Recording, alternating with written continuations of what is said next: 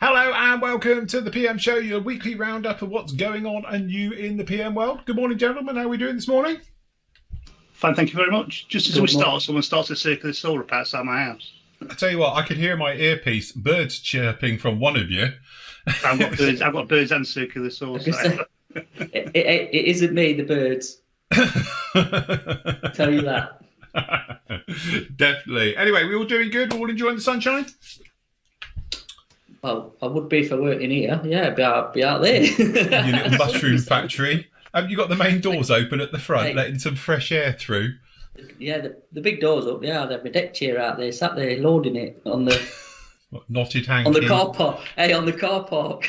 That's it. You're probably getting good tan there. Like a sun veranda. Reflecting, yeah, it's be reflecting off the concrete. You'll probably cook out there. So yes, you'll be absolutely fine. Oh, you dropped that. It's no, it's absolutely lovely today. Very nice. Long may it continue till at least the weekend, where it's going to rain apparently. June next year. Yeah, it's going to absolutely peak down, isn't it? It's weekend. I've had a look at the forecast. Rubbish. Anyway, that's enough of the weather. Absolutely. Anyway, more important, pressing things to talk about, which is... No, this week's very quiet again. I'm lost what we're talking about. I had last week off. I'm a bit behind the times. You two should be filling me in on where we're at. Where we're at. Okay, well, as I say, this week has been like last week, where not a lot has been released. In fact, I can't actually think of any new kits that have been announced this week, unless I've missed something. No. I think we're all up to date on everything that we were speaking about last week, with F-16s due out and various things. Just to confuse that little bit of confusion, because I did get a lot of emails onto it. We were talking about, obviously, the Block 15 and Block 20s and being upgraded and things like that. There's a big difference between going up to a midlife upgrade, which is what the ML stands for, and like Block 15s and 20s, because some of the 15s went to an MLU standard, some of the Block 20s went to an ML standard, and the previous ones to that. But what we were talking about is just the differences between a 15 and a 20, not the difference between a 15 and an MLU. And stuff, because a lot of people say you didn't mention it had this and didn't say it had that. Well, that's totally different. That's when they went to become MLUs. So, but anyway, that's enough boring stuff. Yeah. So, yes, we have had quite a few of the pre-orders have come in for members over the past couple of days, which people have been invoiced for, and there's also another one that's coming today that I'll be invoicing people for today as well, and possibly there might be one in tomorrow. Or possibly one by the end of the week. Yeah, it's all like we've had a good batch of pre-orders coming, which has been nice, to be honest. But yeah, actually, new release wise, it's a bit quiet again. Still quiet. Yes. This is an ongoing theme now, isn't it? It is. Still quiet. Still quiet. We've had stuff in though. We have had stuff, coming in. As you can see, look. Quick, back everyone. In again. Rush out and buy one before they go. I tell you, that's limited edition. Desert Baby, 7 the limited edition of the limited edition of the limited edition final run of the limited, very limited, Revell 72nd scale reboxed Edard Desert Bay edition. Yeah. I don't know how available they are in this country at the moment, because we didn't get them from this country. We've managed to source them from another source. So, thing is, like we were saying, that many around anymore. I would love to know how many this limited edition actually is, because there was obviously a lot in the UK, and we've shifted a load over the last year, haven't we? But again, we managed to source these outside the UK, where they're probably not selling very well. And get them in. And again, I know I'm taking the mick over it, but it's still actually a good price for a kit with all the bits and pieces we get in. We worked out that it was going to cost you about sort of 10 quid more, wasn't it? Yes. If you went out and did it as separates instead of getting it in one kit. So actually, it does make for quite a good bargain. It's a limited edition. Normally, from my point of view, and when we've seen stuff with Edard in the past, the limited edition has been, and it's gone, hasn't it? Yeah. And occasionally there's a bit sneaky and some come back, but this is like the 10th time we've seen these sort of rolling around again and all the rest of it. So yes, it's one of those ones. But again, it's a great kit. 72nd one, it's the nicest one in scale. And if you do want to get it for like $23.50, it's cheaper than getting it all separate. Because I know at the time when it was the first limited edition, people were saying, well, you get the original kit and then add the bits to it. But it does work out more expensive to do it that way. I think in some ways it seems worse than it is, because the 48th one came out a couple of times. Yeah. So I think it's all like in your mind, you think, oh, crap, that's come out like 5-6 times, but yeah, no, it hasn't. I think it's just it's because the 48th one came out a couple of times, so you thought, I think, I think it's only been out twice, hasn't it?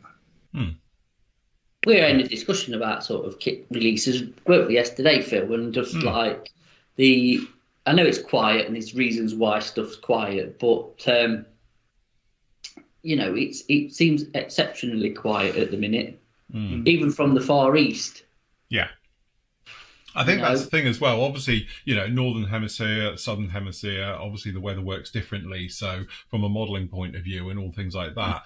But it just generally seems to be that the companies you would expect to always be releasing, like Trumpeter, Hobby Boss, those staple companies since COVID, and I know COVID's still going on, all the rest of it, don't get me wrong, but it does feel like that they've just stopped. It's come to a halt. Yeah, traditionally in the summer months, you used to get the stuff coming out of the Far East. You used to get the companies, especially obviously the Eastern European companies, which obviously we can appreciate those at the moment having a bit of a tough time as well. But there was always a flow right the way throughout the year, and then traditionally the sort of Americas of this world, and obviously the sort of Northern Europe, it used to be, wasn't it, that you get to September, then they would pick up throughout the winter, because obviously they're cashing in what is technically a bottling season because the weather's awful.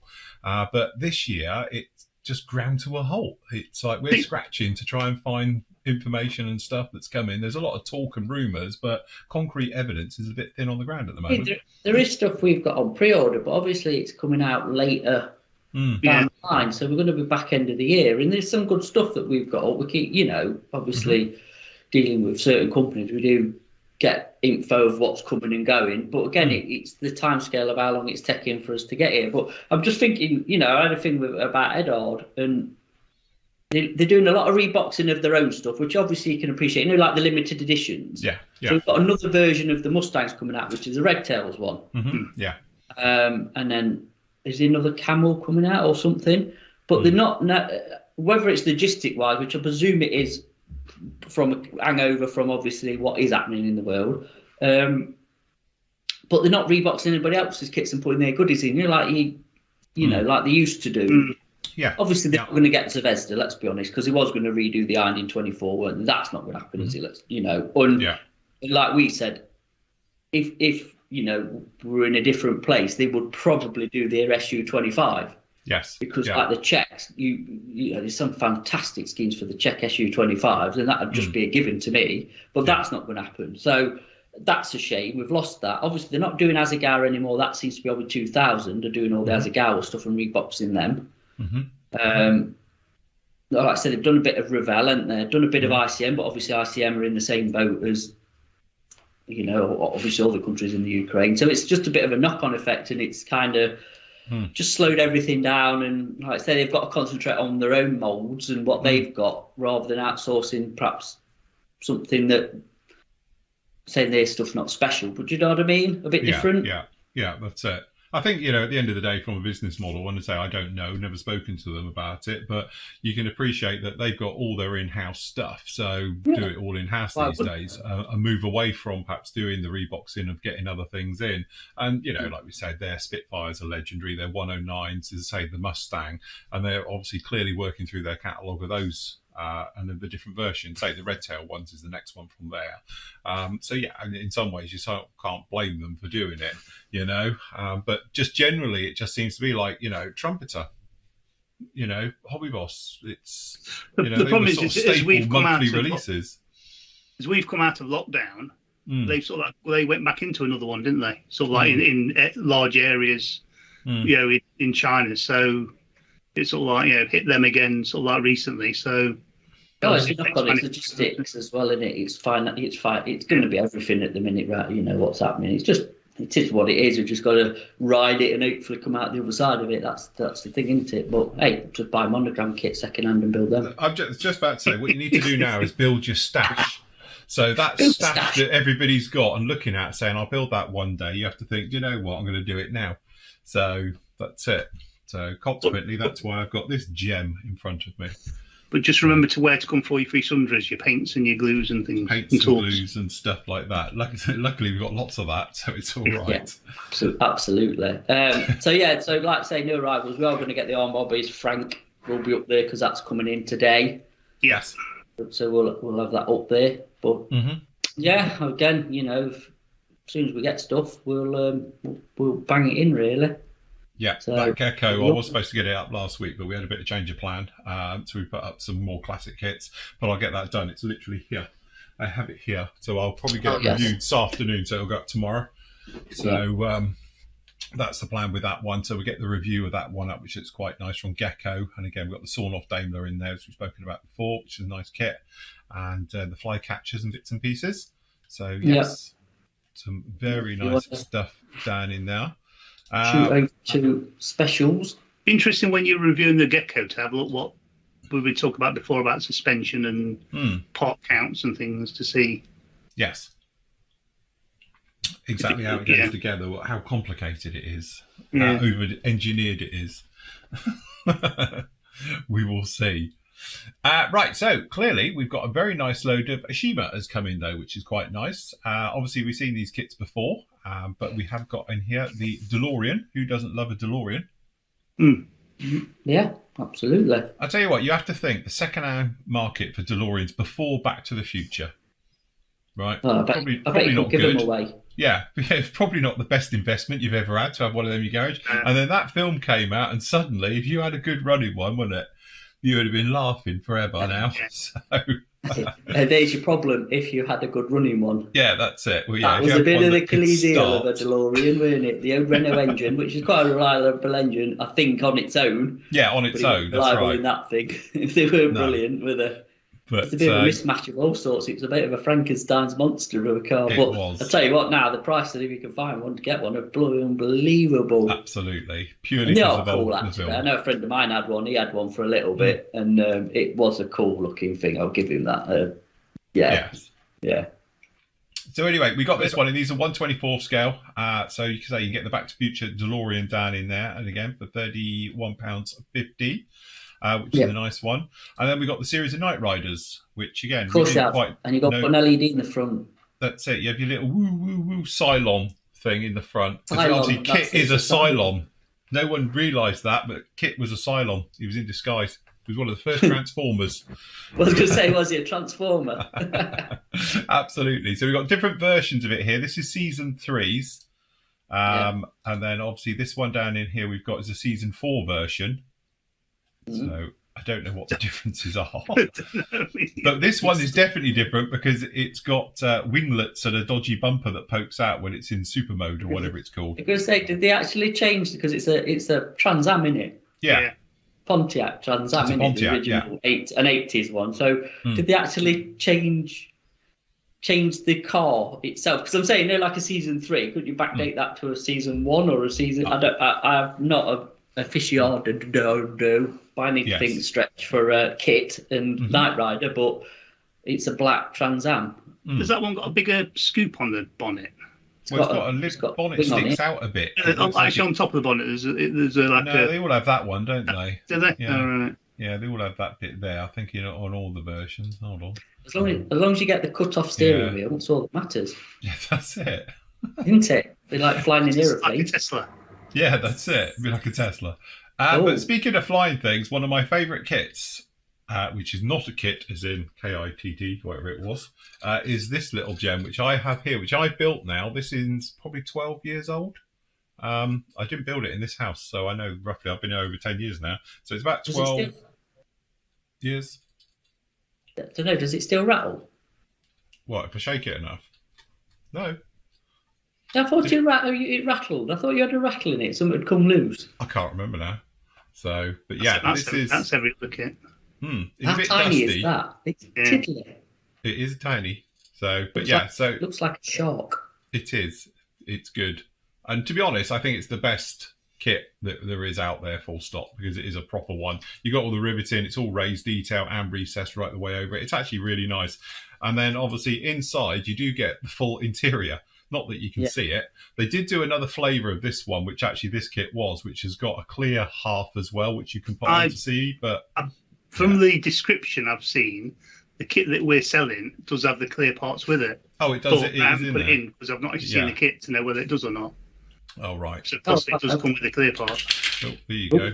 Motors have fell off. Yeah, it's designed to do that, so it's compact. But you can do it gear down, gear up, and all the rest of it. And it comes on this very nice stand, which is poseable, so you can have it in various poses and doing things as well. So it is all movable.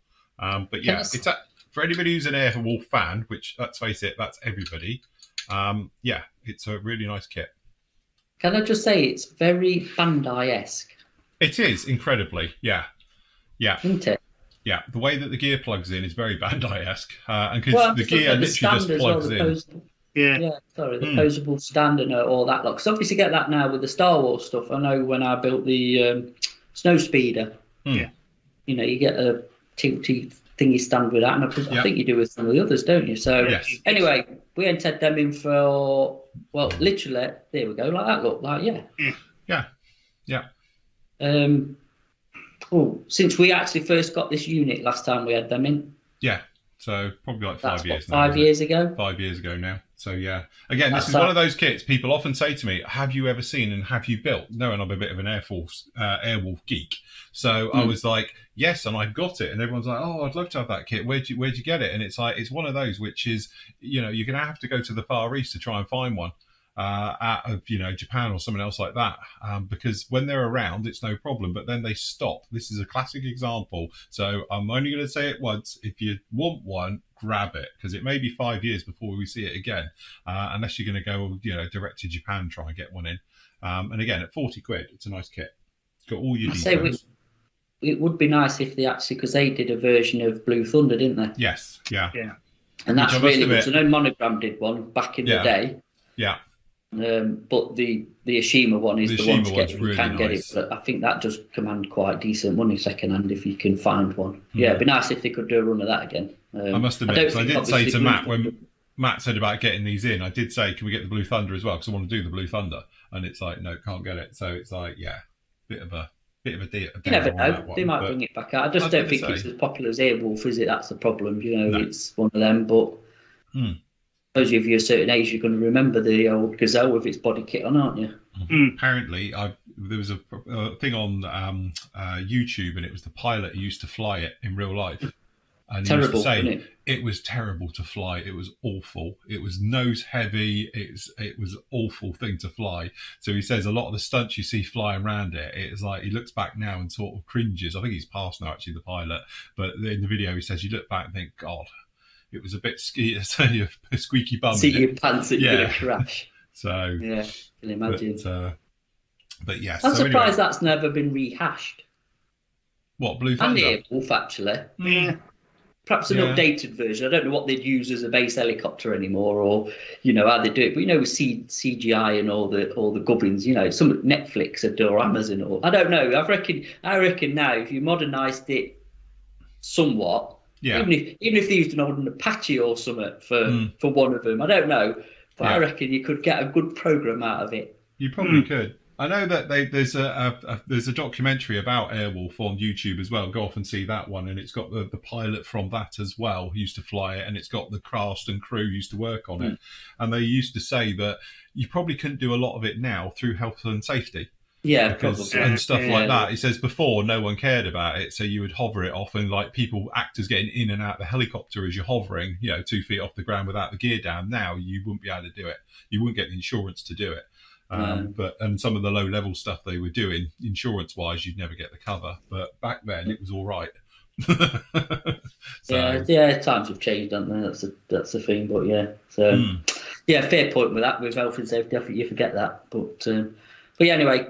If you're interested, grab them. We've got limited numbers, and once they've gone, it's gone, because obviously we're not stocking Ashima as a brand as such. But when the interested stuff comes in, like the other stuff we've ditched, we will stock them. It's not like we're completely doing stuff, but it needs to be interesting gear, shall we say, that we're going to have in. Definitely. Another interesting one back in is the Meng Male Mark V. Yeah, full interior nice one. So yeah, hey, what though? It's shot up in price. Yes, I must admit it has gone horrendous in price now, but unfortunately, sign of the times. But that's a lovely kit as well. I've done the Tamiya motorized one. I have as well. Well, I inherited it off Nathan because it's down there in the cabinet, and that was actually he'd built it, and I just painted and weathered it. But actually, I enjoyed it. I wouldn't mind actually doing another one, but building it from scratch. Yes, you know what I mean? Yeah, because that one there, it's got the interior, isn't it? So that one's got the full interior, and if I remember rightly from pictures I've seen, you can literally take the roof off to show it. And the nice thing is you can take the side sponsons off, can't you? Yeah. That's the sponsons. That's it. It's got like their plug-in ones, isn't it, to be able to look inside. Yeah. So again, it's one of those nice tanks that lends itself to being displayed open or closed, because you can put it back together, and then pop it open to see it. So again, it is heavy on the old price, but it is full interior as well. So, I mean, it's not a bad lump actually either. They're big. Tiny. Yeah, I can't get mine out. Mine's buried in a cabinet over there. I could get mine out, but can't bother cooking down there. But they're not a small tank anyway, do you know what I mean? And if you compare it to mine's next to a McCarver Mark 1, and it's not far off the size of that. And that's not a small thing. And a Panther tank, looking down at the cabinet a bit, they're reasonable. So, like I say, we're full interior and that. We're on to parts counts like what we was discussing yesterday, but you're going to get your money's worth out of it, because it's not just, two sides, a top and a bottom hull, is it? And then stick the tracks on it. You've got a bit more to it, and at least you can, like I say, if it's a plug-in side thing, you can pull them off and have a look inside. That's not so bad, is it? So, I presume you can have the hatches open at the top anyway. Yeah, they've all got the top hatches and stuff. So, nice. But another nice bit of kit, that one, which we haven't seen for a while. So, the old Mark 1s, so about it really. Chieftain Mark 10, which is the one I've done. So very nice. You did the Tacken one, didn't you? I did the Tacken one, in the Mark 10 in the Berlin scheme. Yeah. So again, unfortunately, we can see the prices starting to creep a little bit, but we're trying to do our best to hold them down. These will all be changing at the end of the week. Well, the specials will be changing at the end of the week, so we'll get some new ones up. Yeah. Hopefully. Nice. Very nice. But you can say all your various ones down in here. We've got some other bits of goodies down in here as well, so if you want to get one. We've got the Jags, which there you go. Sweet. Get the Jag in quick. Jag. Have to say, brilliant kit. Put your overhead on. So you can see it properly. There we go. Looking nice, isn't it? It is, isn't it? We'll tell you what, we need a proper 48 for 32nd one. Yeah, we do need a new Jag, let's face it. So yeah, we do. We do. Especially 48th one, even if it's not 32nd. But I reckon it's not that big an aeroplane, really. So 32nd, it won't be too unruly, would it? No. So this one here is the kit, which is this one here that I'm doing, and I'm doing it in the markings for this one are in the kit as well. Nice colourful one. You do get a few options. Hold on, I can show you just here. So if you do want to go through the history of the Jag, you got all the ones as well. So you've got it in the greys, you've got it in the desert pink, and then obviously I'm doing the one down in there as well. And to be honest with you, I was a little bit hesitant about the decals, because as we found out, they're not done by Cartograph anymore. But that said, they're very, very glossy, hence this is had a gloss coat to try and bury them down. Whoops. But I'm sure they are going to be absolutely fine. I'm going to put a satin coat over this after the show, and they'll bury in. So actually, I was a little bit concerned that the decals are a bit, never heard of this company before, blah, blah, blah, but they've worked a treat, and they are thin, and they did go down very nice. It's just they are a little bit glossy. So yes, but they are nice. So if you want to grab that one, that's a little bargain kit, that is. Very nice indeed. Yeah. And anything else you want to point out in there? No, but in tools, we've got a couple of new tools.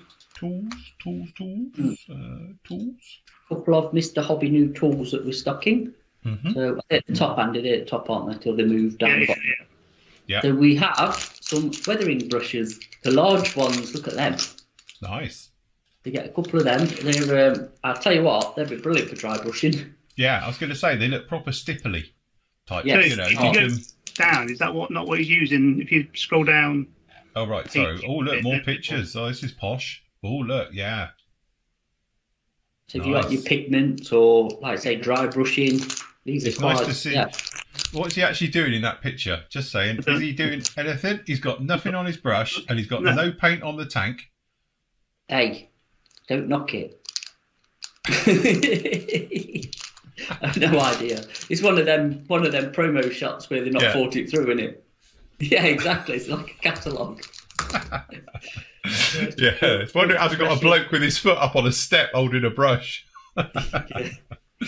Do like C&A catalogue. Should have had that as our logo.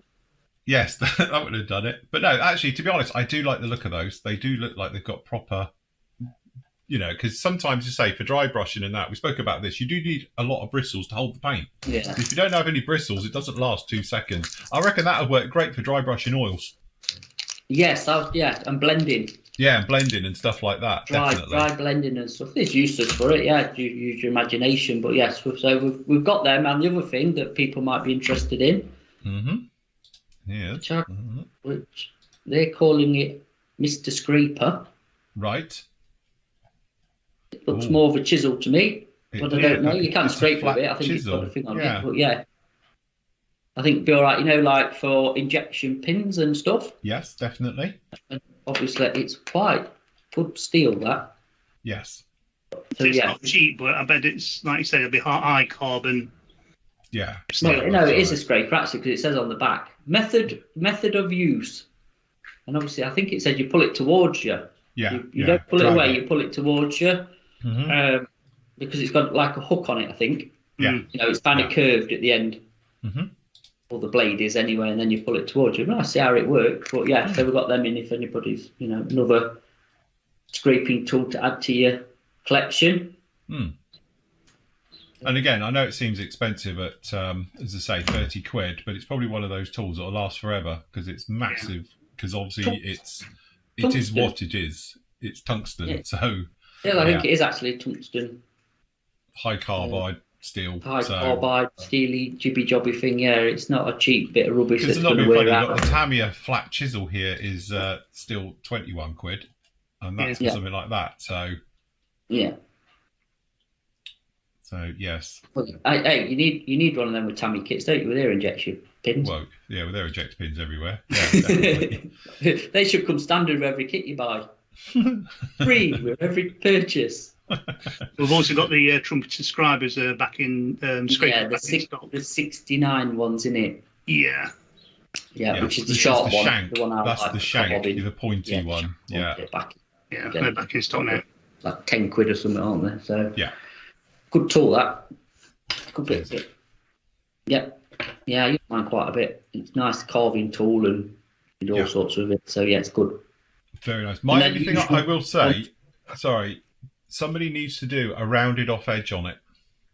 I'll tell you why, and I'm just being honest here, is that I had, obviously mine's got a point like this. When I was doing the Jaguar, I was doing, because obviously I'm trying to do away with sanders, as funny as it sounds, but I literally scrape clean everything now, and I'm just getting fantastic results with it. But because it's got a point, if you accidentally, like I've got the side of the cockpit, and you scrape it, you've just put a line down it. You need one with a nice rounded edge. So somebody needs to do one a bit like this is the old Citadel scrape cleaner, because it's got a rounded soft edge. You can butt it up against things and scrape. Oh, internal round rather than external round. So like if I just try and demonstrate here, like for instance, if I was trying to scrape clean this area here, sorry, there we go. This area here, I've got to be careful because this point will gouge into this bit up here. Yeah. You see?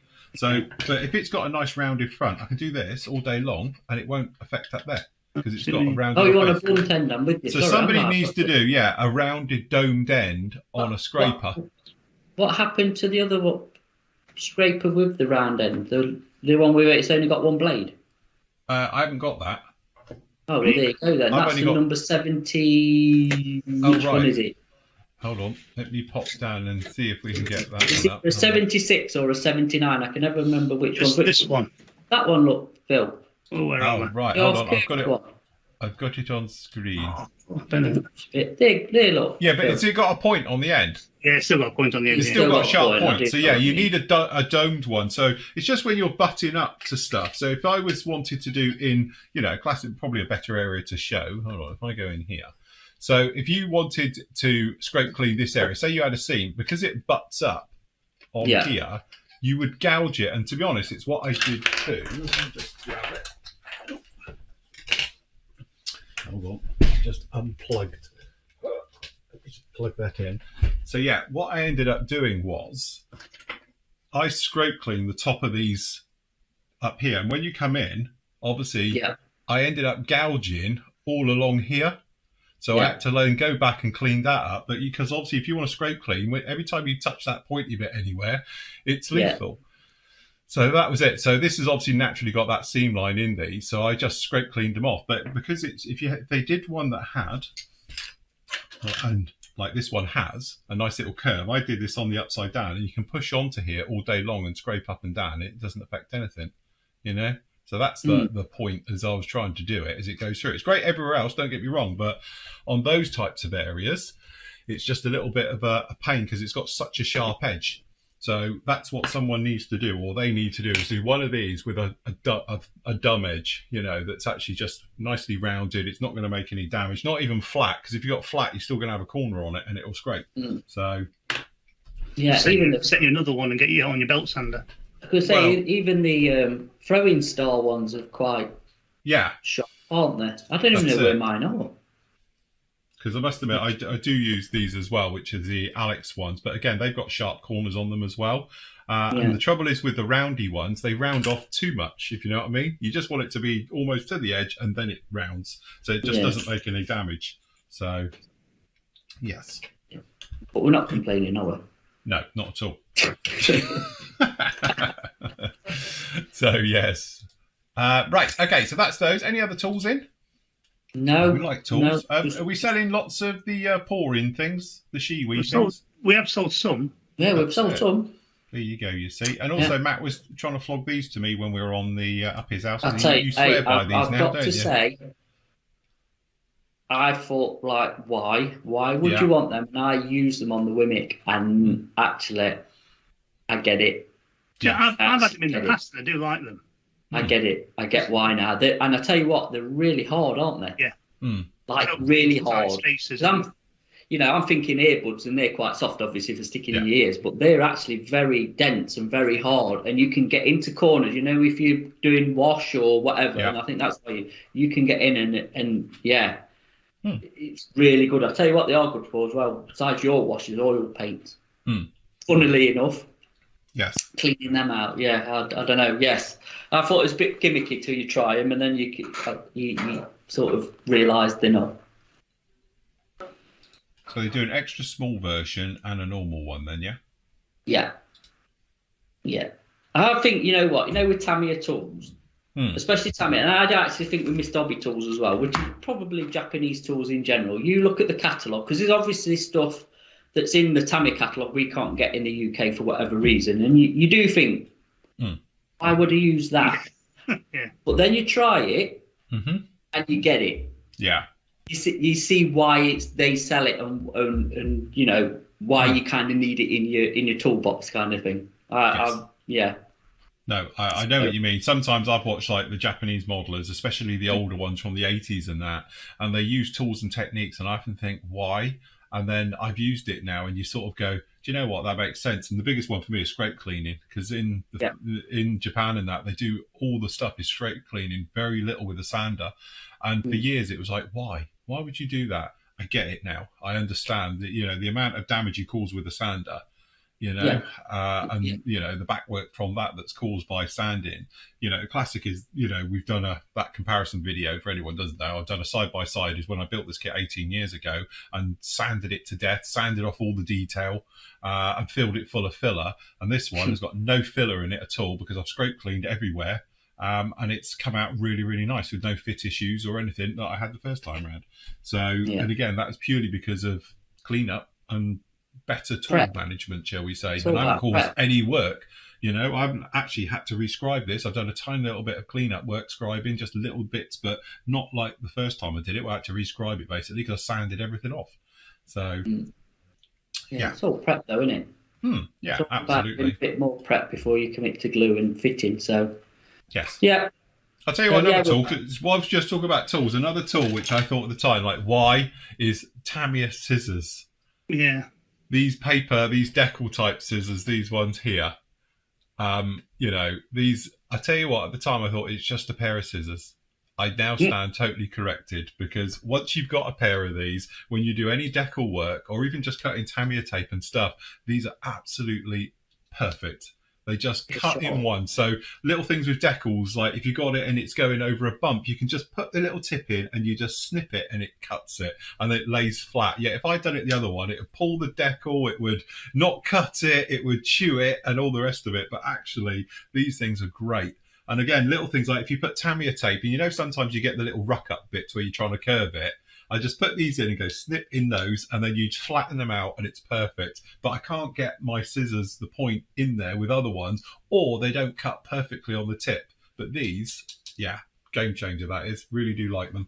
Designed. Well, I was using the ones next to them, you know, the photo etch ones. I've got to use a pair of them. And again, you can get in because they've got that little curve and they are pretty sharp. They just snip it really clean and a bit of a thing with a diamond file, and happy days, you're done. So, no, absolutely. It is again, that stuff. It's just like, well, I can use other, you know. Yeah.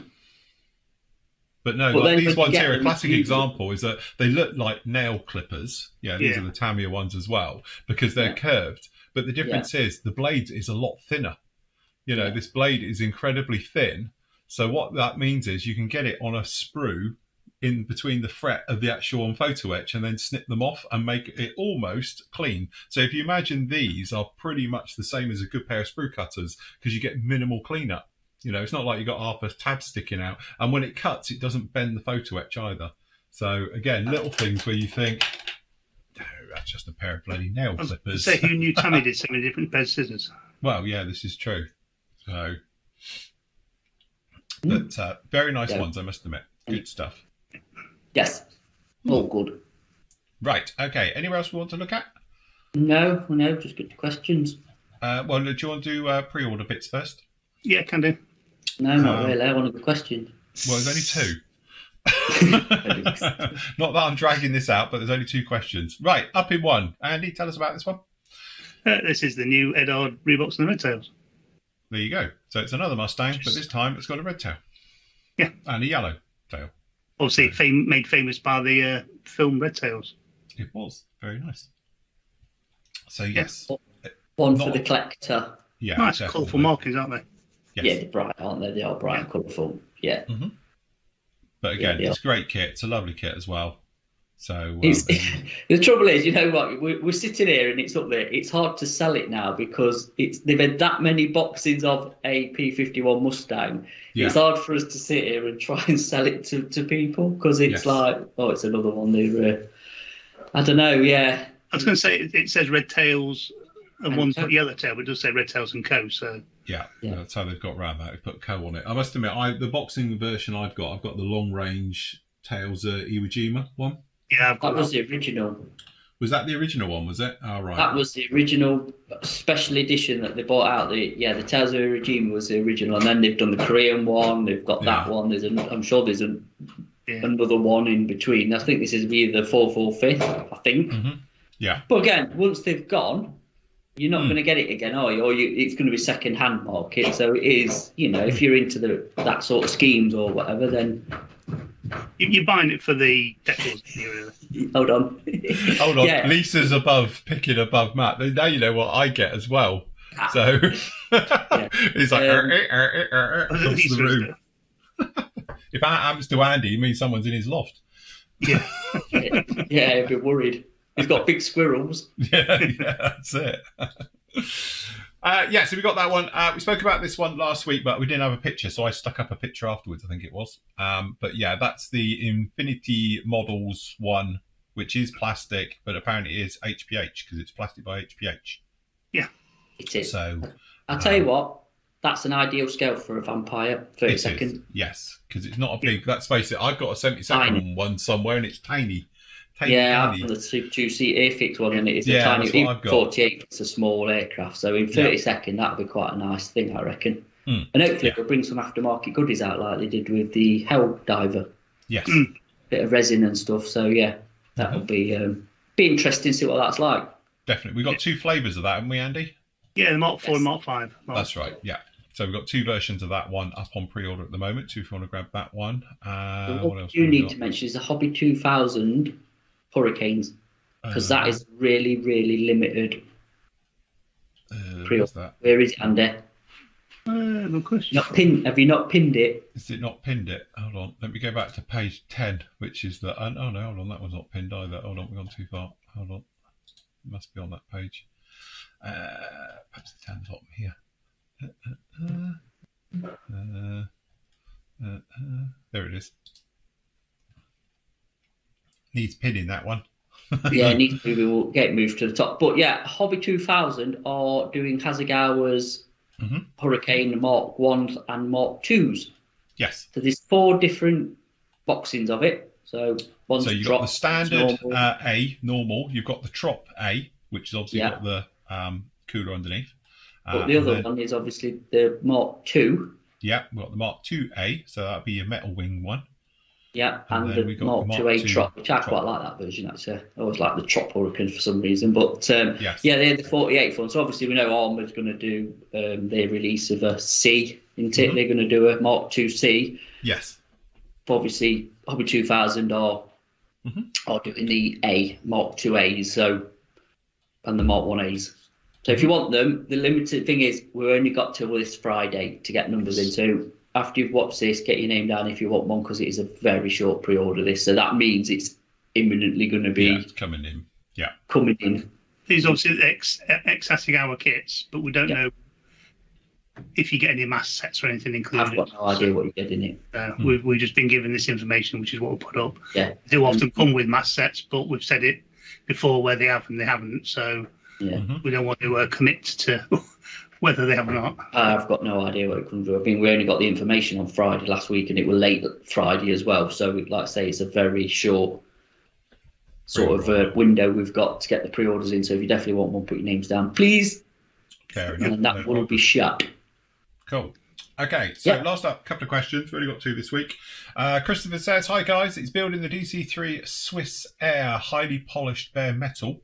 Looking to use AK Extreme metals, but not sure which to go for between chrome, white aluminium, metal aluminium, or polished aluminium, or polished metal as he's got it, aluminium. What would you suggest?" I would suggest going with the polished aluminium because it's very, very bright. Yes, I would, and it's in scale. Chrome, I don't think chrome would work too much. You can always break it up with a couple of others, though, colours, can't you? Because they ain't going to be uniform. You want to just do a few panels of either a duller colour or a different shade or whatever of like white aluminium, like you said, or just even normal aluminium's quite bright, isn't it? Yeah, to be honest, my only sort of not criticism with it, but certainly when you look at chrome, polished aluminium, even aluminium on its own, they're very similar. I think when I did the testing of it, I did a little thing of spraying them all next to each other. And to be honest, chrome to aluminium was very similar. You could hardly tell the difference, and that's why I tend to use dark aluminium, like for weathered aluminium. So if you're doing, like I did the B17, a weathered look, I would use the dark aluminium. But again, like Matt says, break it up with other colours. So, it wouldn't just be uniform right the way over. So if you wanted to use polished aluminium and then just use a little bit of aluminium on different panels as well to break it up a little bit, to give it that thing, things like control surfaces, flaps, stuff like that, do them because they would be different anyway. So, and it's a good way of breaking them up. I did it with the B17 so it doesn't just look like a brick.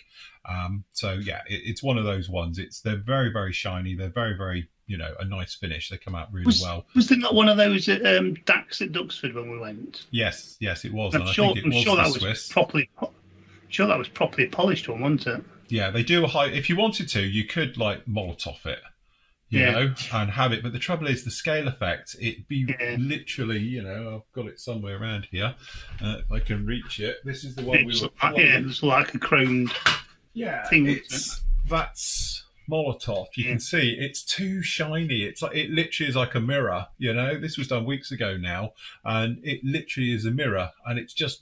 Yeah, it doesn't look right. So what I would say is stick with something like the polished aluminium for a really bright version of it, and go from there. But intersperse it, the usual thing, gloss it, black gloss. X1's perfect for it, or anybody else's black gloss underneath it. Check it, make sure it's like a mirror, then put it over the top, and you'll get fantastic results. Have a look at my B17 build because I go through the stages of it to get it really, really nice. So yeah. Good one there. Looking forward to seeing that one. David says, "Are there any plans to restock the Fine Molds weapon sets?" Yes. Well, if I can get hold of some, yes, I will. Yeah.